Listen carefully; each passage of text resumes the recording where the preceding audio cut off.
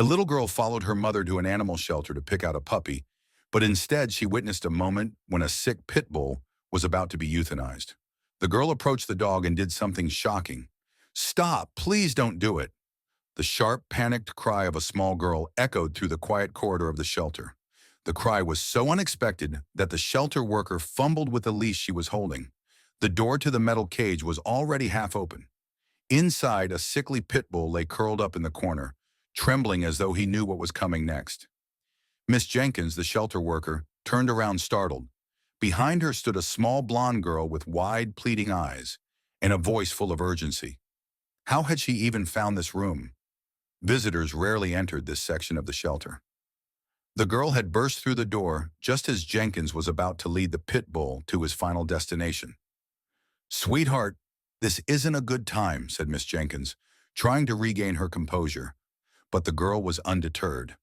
"Please don't let this dog die," she begged. Miss Jenkins looked back at the pit bull. His ribs were visible under his dull, patchy fur. His eyes, clouded by illness, hardly moved. This dog had endured so much, and his time was up. Or so they kept telling themselves.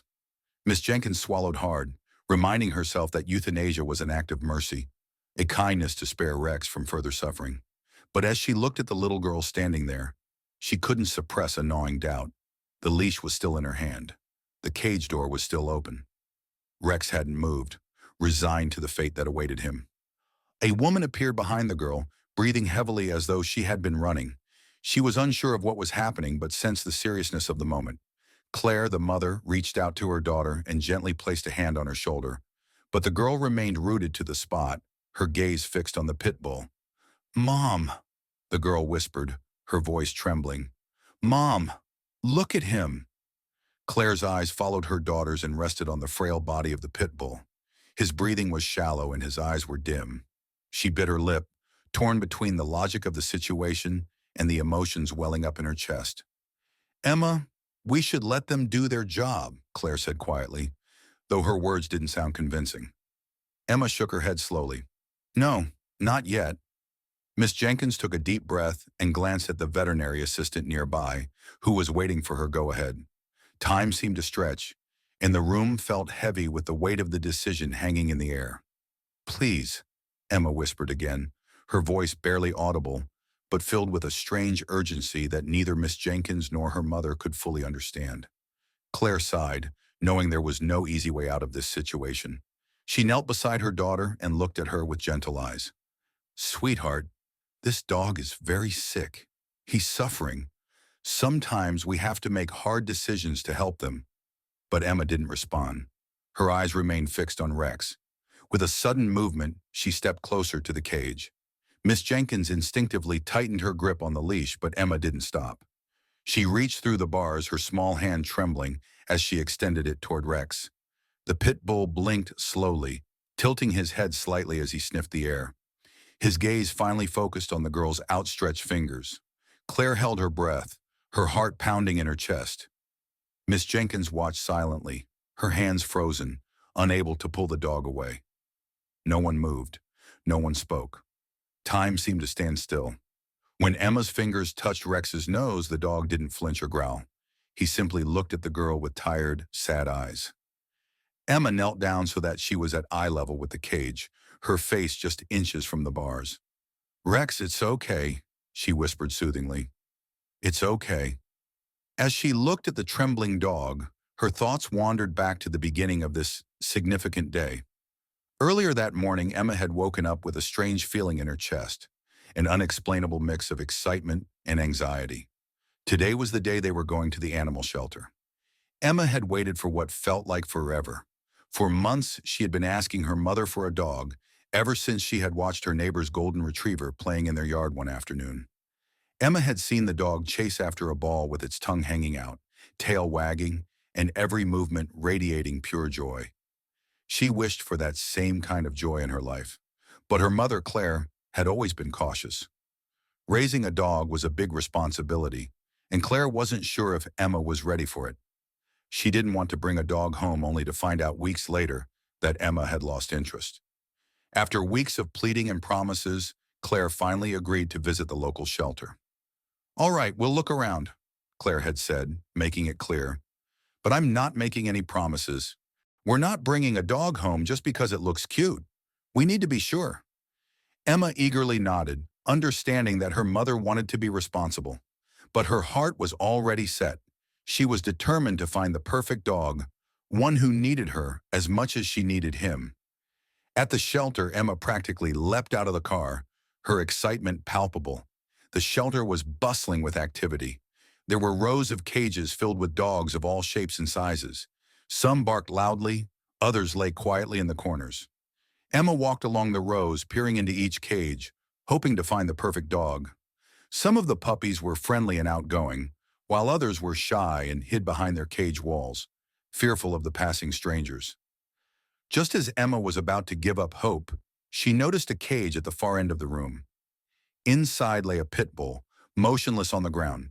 He didn't bark, wag his tail, or even lift his head as she approached. Something about his still, quiet demeanor tugged at Emma's heart. She knelt in front of the cage, trying to get a better look. His fur was patchy and dull, and his frail body looked as though he hadn't eaten in days.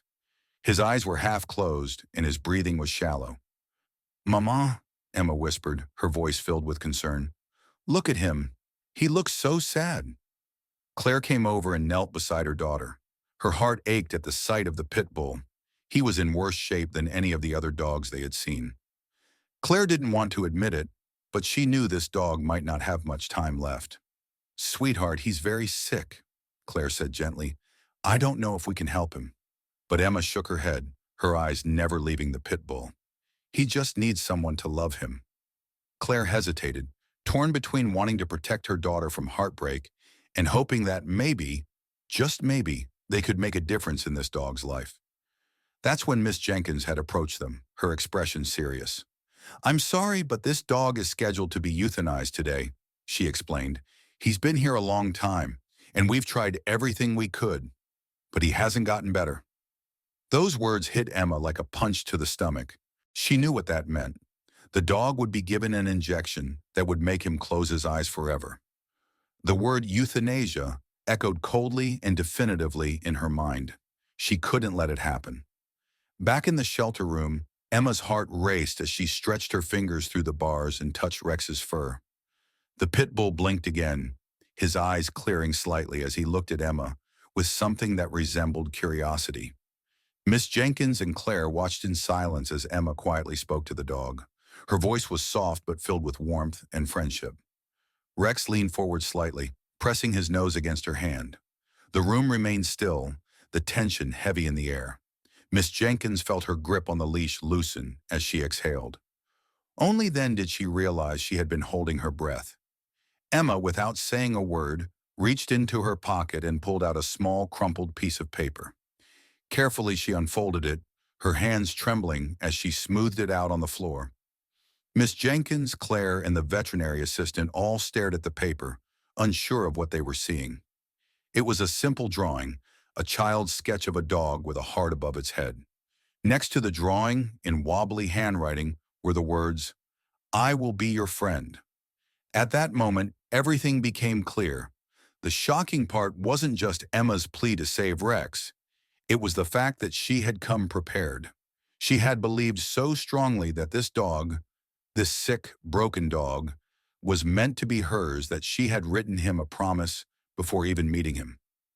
Claire stared at her daughter in disbelief.